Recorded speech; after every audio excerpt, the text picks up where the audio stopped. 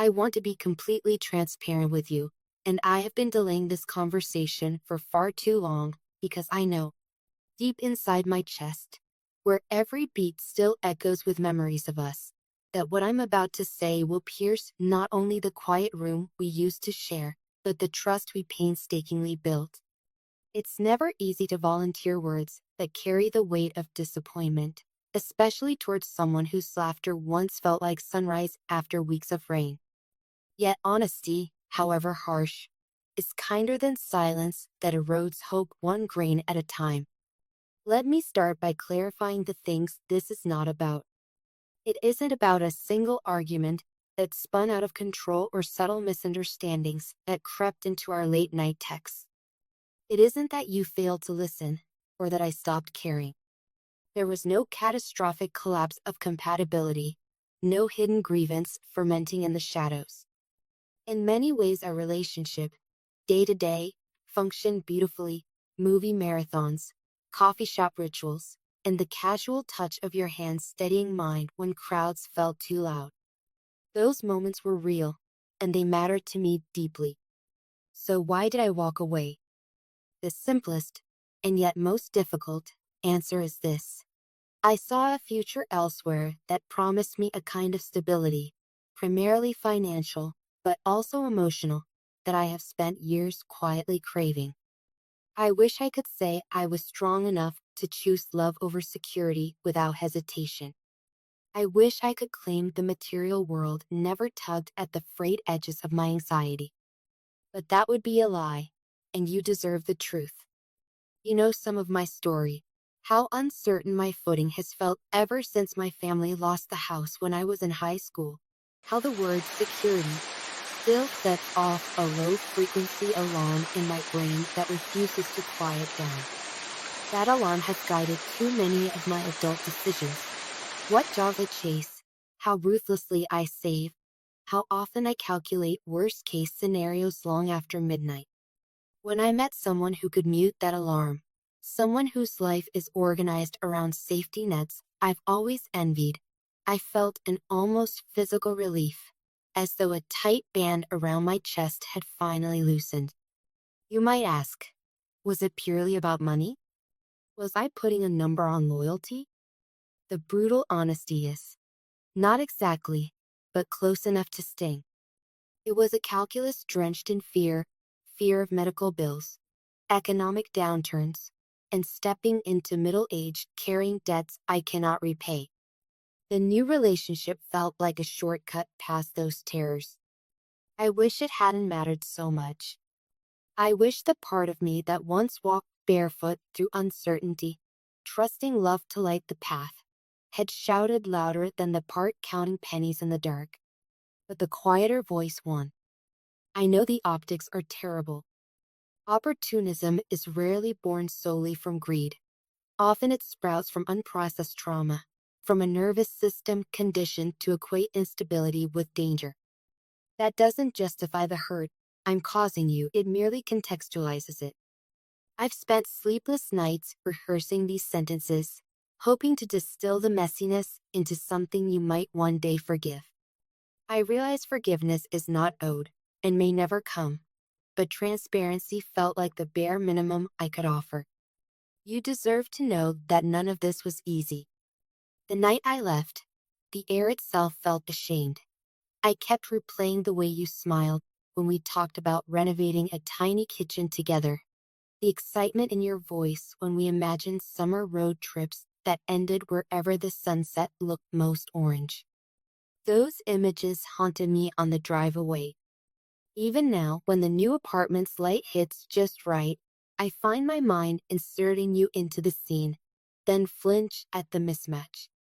You might be cataloging the moments we shared, searching for signs of impending exit, maybe the mornings I seemed distracted, or the way I hesitated before committing to long-term plans.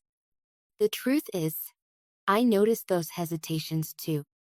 And every time you caught my eye looking distant, I felt a ripple of guilt.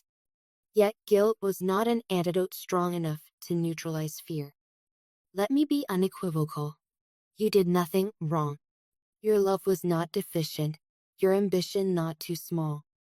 You supported my wildest ideas, bragged about my smallest victories, and listened to me unpack childhood terrors I didn't know how to name.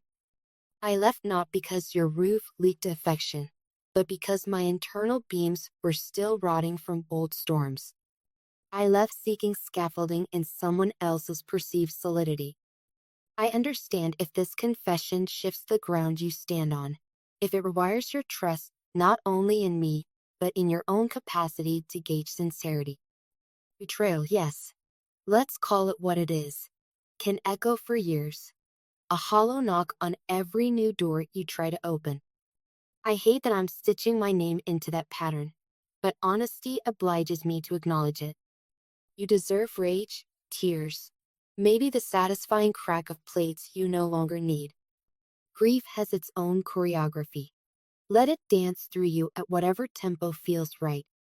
When the storm quiets, tomorrow, next month, or in the distant calm of a future we couldn't share, I hope you remember that a single person's choices do not define your worth.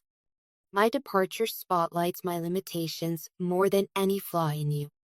If there is an upside to this abrupt honesty, perhaps it's the clearing of space for someone who sees your value far beyond any ledger, someone whose confidence in your shared future is rooted not in bank statements, but in the unquantifiable abundance of how you love.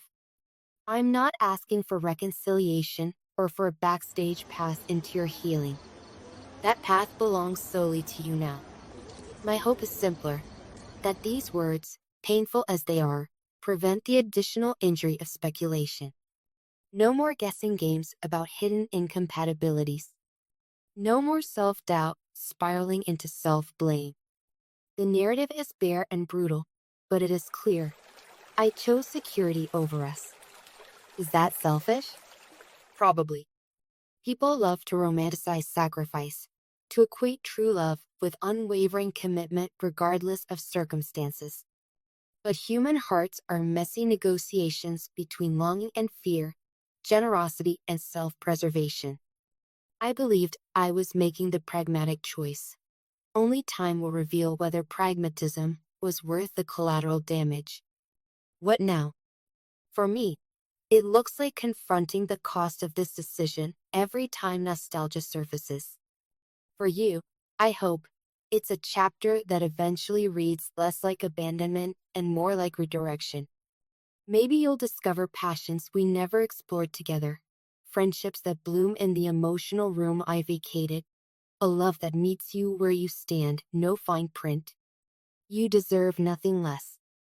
If anger is still hot in your chest after reading this, hold it close until it cools into wisdom. If sorrow comes in waves, let it salt the wounds clean. Healing isn't linear.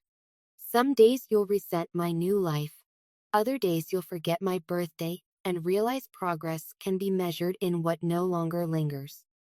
And when the universe surprises you with small joys, an unexpected compliment, a sunrise so spectacular it steals your breath, receive them without guilt. Life has always wanted to be generous to you. If ever you find yourself questioning whether you were enough, remember that love's sufficiency is never measured by another person's scarcity of courage. In closing, thank you for every laugh that made my stomach hurt, for every morning you brewed coffee exactly how I liked it, for every argument you resolved with grace instead of grudges. Those memories do not disintegrate with my confession. They accompany me, reminders that I was loved richly and well. I'm sorry that the currency of my fears felt stronger than the currency of our connection. I hope the future repays you with a love that never makes you choose between security and devotion. Take whatever time you need before responding, if responding at all feels necessary. Silence, I've learned, can be a legitimate reply when hearts are tender. Know that this message, difficult as it is to write, comes from a place of respect, a respect I should have expressed sooner, and perhaps in person. I wish you courage, clarity, and a peace that cannot be purchased. And I will carry forward too, learning this deep lesson that security bought at the cost of honesty is never as stable as it seems. Goodbye, and thank you for everything.